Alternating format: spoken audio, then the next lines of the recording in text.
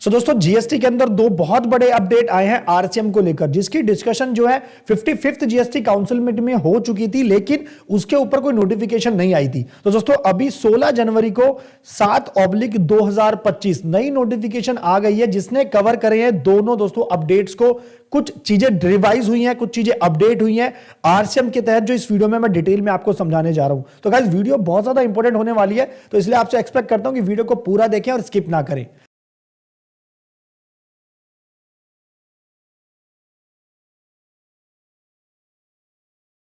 नमस्कार, मैं दीपक बैसला आपका स्वागत करता हूं हमारे YouTube चैनल पर। चैनल पर नहीं हो तो वीडियोस को लाइक करें, शेयर करें और दोस्तों मुझे मोटिवेट करने के लिए चैनल को सब्सक्राइब जरूर कर लीजिए। नीचे लाल बटन उसको दबाएं ताकि कोई नई वीडियो आए तो आपसे मिस ना हो। टेलीग्राम चैनल पर आप हमें जरूर ज्वाइन कर सकते हैं, लिंक आपको डिस्क्रिप्शन में मिल जाएगा। तो चलेगा इस मुद्दे की बात कर लेते हैं। अगर आपको ध्यान हो, पिछले साल एक नोटिफिकेशन आई थी 9/2024, जिसके अंदर कॉमर्शियल प्रॉपर्टी अगर आपकी है, आप ओनर हो लेकिन आपके पास जीएसटी नंबर नहीं है, यानी कि आप अनरजिस्टर्ड हो और आप वो कॉमर्शियल प्रॉपर्टी किसी को किराए पे देते हो जो कि रजिस्टर्ड पर्सन है, तो गाइस यहां पर सर्विस रिसीवर यानी कि जिसने एक प्रॉपर्टी किराए पे ली है, टेनेंट जो है, उसको वहां पर जीएसटी देना पड़ेगा। गाइस ये नोटिफिकेशन यहां पे मैंने ओपन कर रखे पिछले साल की 9/2024 8 अक्टूबर की नोटिफिकेशन है, जहां पर आपका service by way of renting of any property other than residential dwelling, यानी कि रेजिडेंशियल प्रॉपर्टी को छोड़ के, यानी कि कॉमर्शियल प्रॉपर्टी अगर आपने कोई किराए पे दी है किसी भी अनरजिस्टर्ड पर्सन ने किसी रजिस्टर्ड पर्सन को, तो वहां पर आरसीएम गवर्नमेंट ने लगा दिया था।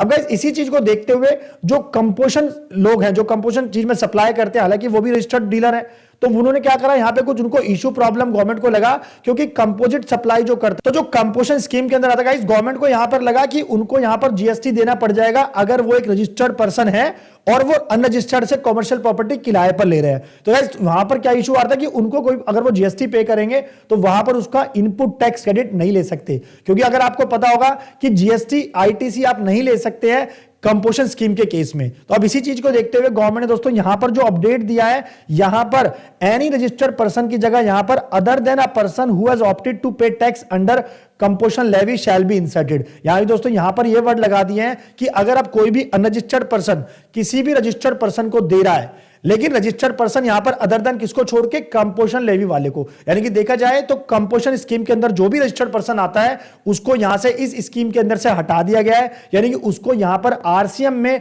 जीएसटी पे करने की जरूरत नहीं है अगर वो किसी अनरजिस्टर्ड प्रॉपर्टी से कमर्शियल प्रॉपर्टी किराए पे लेता है। तो गाइस इसके समझने के लिए आप हमारी ये ट्रेंडिंग दोस्तों वीडियो है, आप हमारी ये वीडियो रेफर कर सकते हैं। इसका लिंक आपको डिस्क्रिप्शन में मिल जाएगा, जिसमें मैंने डिटेल में समझाया है इस पुरानी वाली नोटिफिकेशन को कि पहले गवर्नमेंट ने कैसे काम करी थी 9/2024 के अंदर।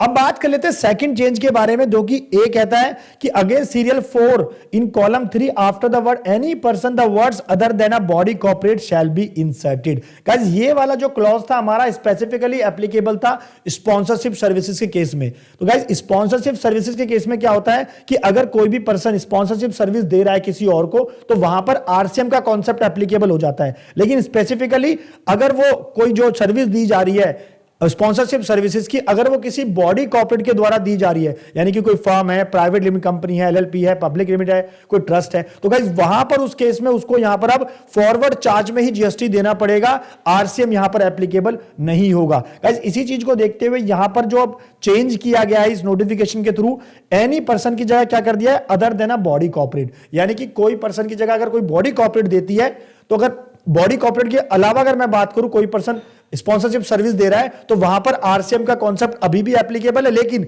अगर सिर्फ बॉडी कॉर्पोरेट दे रही है स्पॉन्सरशिप सर्विस, तो वहां पर उसको फॉरवर्ड चार्ज में ही जीएसटी नंबर मतलब जीएसटी की पेमेंट करनी पड़ेगी। तो गाइस ये दो अपडेट थे जो मैंने इस वीडियो में कवर करे हैं। आई होप आपको समझ आए होंगे। अगर आपका फिर भी कुछ क्वेश्चन है तो कमेंट करके पूछ सकते हैं। तो वीडियो को दोस्तों मैक्सिमम शेयर करें and do subscribe the channel. तो मिलते हैं नेक्स्ट वीडियो में। Thank you.